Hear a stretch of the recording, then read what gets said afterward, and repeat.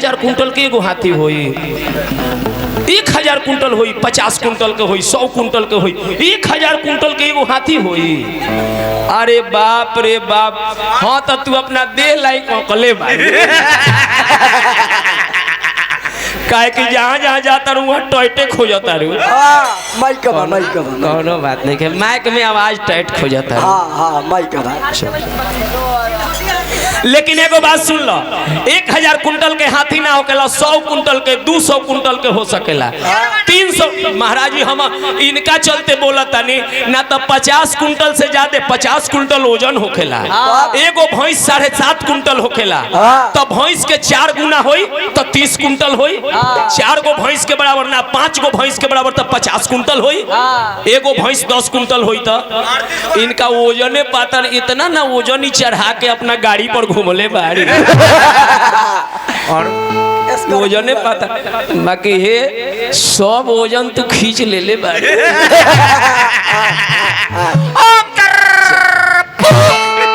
रामचरितमानस में गोसाई जी लिखले बानी, बड़ा भाग मानुष तन पावा, सुर दुर्लभ सदग्रंथ ही गावा, साधन धाम मोक्ष करी द्वारा, जेहि न पाई पर रोग सवारा।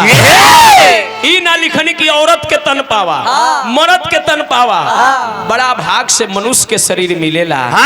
अब भाई तू लोग बाइकर वाला लोग ही ब्यास में लड़ाई करा देवेला। तनिका बढ़ाते बढ़ाते ध्यान रखी हो, तनिसा तू बोल तेने से तनिसा बोली, हम मना नहीं है कि मत बोली है उनका के। ध्यान रखिए यही बात के का बोल रहा से ध्यान रखिए। हमने के लेडीज के सम्मान करेला ना ना सम्मान करे का जरूरत बा, जई बा सम्मान करे के बा, सम्मान करे के बा आ तनी तनी मुंह में सामान करे के सामान। शुरुए में ही कहली है का कि तनी ई हम माजा लेवे आई बानी, ई कांचा चौक पर अपने प्रचार करके माजा बिकात रहल है। माजा लीजिए तब तनिका सा इधर से बाहर निकाला, दुकानदार 2-3 गो मिल के माजा पिया दी।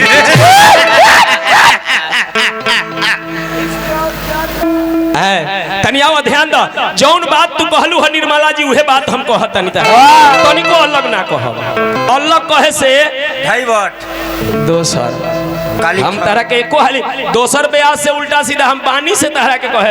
एगो तूफान जी बहुत पहले गीत गाओ तनी एकरा के नया में हम बना फील्ड घुमा कि राम हुए डॉक्टर उनका, अरे नाम हो दवाई, अरे पीला रे सुगनिया तोहरा कौन रोग ना सताई। लेकिन एकरा के हम नया कहनी का कहनी कि अगिला गोइल पछिला जाई, अगिला गोइल अब पछिला जाई, अरे पिछला जाता बुझाता कि ना, बुझाता कि ना, बुझाता कि ना। तब बोलो ये गोरी हमरा भजन के रस तारा कान में सही सही जाता कि ना।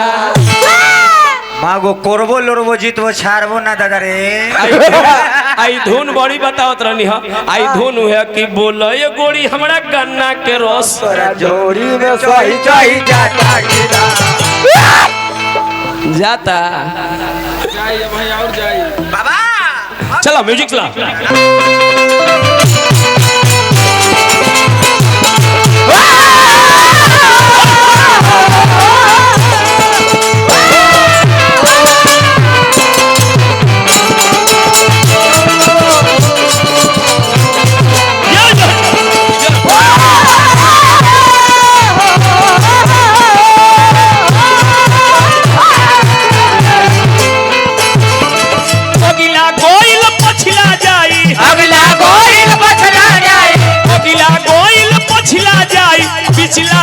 बुझाता कि ना, बुझाता कि ना, बुझाता कि ना। तब बोलो ये गोरी हमारा भजन के रस तारा कान में सही सही जाता कि ना।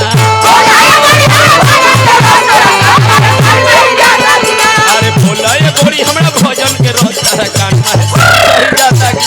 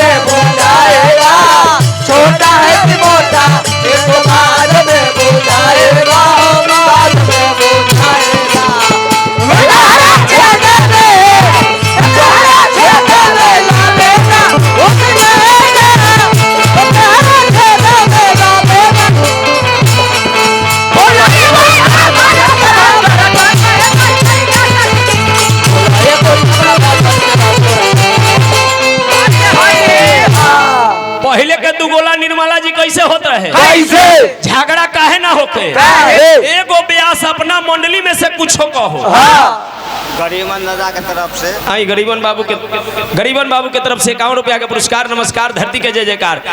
पहले के ब्यास लोग अपना मंडली में से कुछो वो ब्यास के कहे आ उ ब्यास एह मंडली में से ओकरा के बीड़ी जाए ना आ एक घड़ी मार पीट कर लेता काहे उ ब्यास चल जाता ओकरा मंडली में या उ चल जाता ओकरा मंडली में। एक जगह तो देखा नहीं नु कि उ ब्यास ओकरा मंडली में गइल नु आ ओकरा हेंगा हेंगा नाचे लगल ओकरा घींच के मार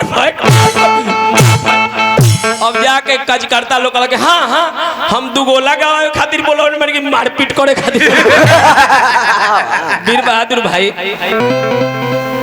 कौन ठीक हम तारा भिड़ी एंगा एंगा करे गई नहीं आ चाहे तू करे अइलू आ तार हवा चल गइल तब तो हमरा नाक दाबे के पड़ जाई। ऐसे सुनो राम नाम के बूटी आ पिया कूटी कूटी आ पियबू बूटी त रोग सब छूटी।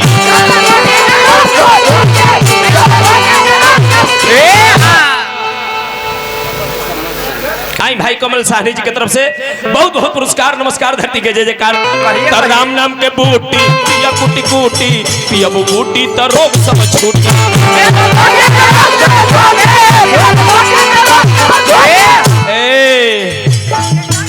ऊपर के गोइल तो नीचे के जाई नीचे के जाई तो ऊपरों के जाई पीछे के जाता बुझाता कि ना बुझाता कि ना बुझाता कि ना। नाच नाच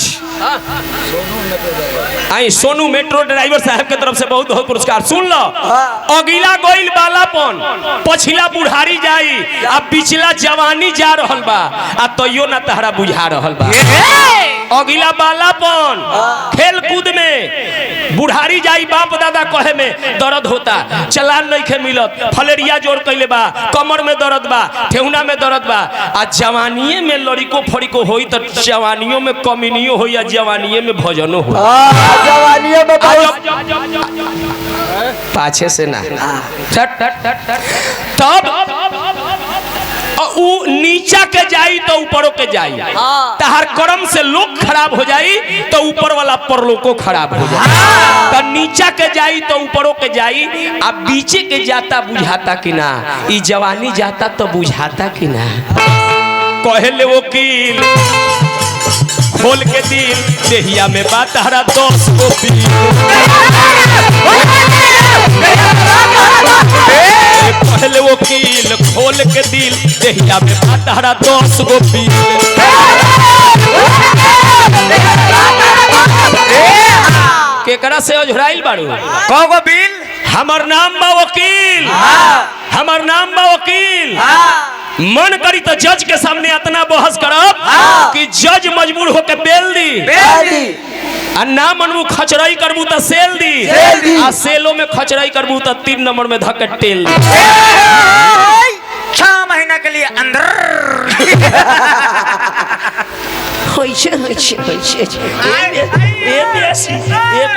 तू सामान पर जे हमार ध्यान देता रू तो हम साधु होई तू हमार देहो ध के घोड़ा के लगाम कटबू तो हरियरी पर झुके वाला नहीं। ए महाराज है ना वीर बहादुर भाई कबीर दास जी कहले कि रंग महल में 10 दरवाजा 10वां में ताला लागल कौना राह से चोर समाइल दाग लगा के भागल चुनर में दाग कहां से ई रंग महल शरीर ह 10 गो दरवाजा बा 2 गो आंख 2 गो कान 4 नाक में 2 गो छेद 6 एगो मुंह 7 निर्मला जी एगो फ्रंट आ एगो बैकग्राउंड। हाँ एगो नल के टोटी एगो गुदा चक्र एगो ढोरी। गलती ना तहरा से हम बोले तू बोल देबो लेकिन हम ना बोलो तू नारी बारू तहरी इज्जत करब हम। हाँ हमनी के सम्मान करब जरा काहे कि नाच सम्मान करब तब बिहान राजधानी पर हमरा के चढ़ाइबू का। तो कहले वकील खोल के दिल देहिया में बात हरा 10 गो पील नीचा के जाई तो ऊपरों के जाई नीचा के जाई तो ऊपरों के जाई पीछे के जाता बुझाता कि ना बुझाता कि ना बुझाता कि ना। तब बोला ये निर्मला ला हमरा भोजन के रोस और तोरा कान में सही सही जाता क्या लई कोड़ी हमरा भोजन के रोस तोरा कान में सही सही जाता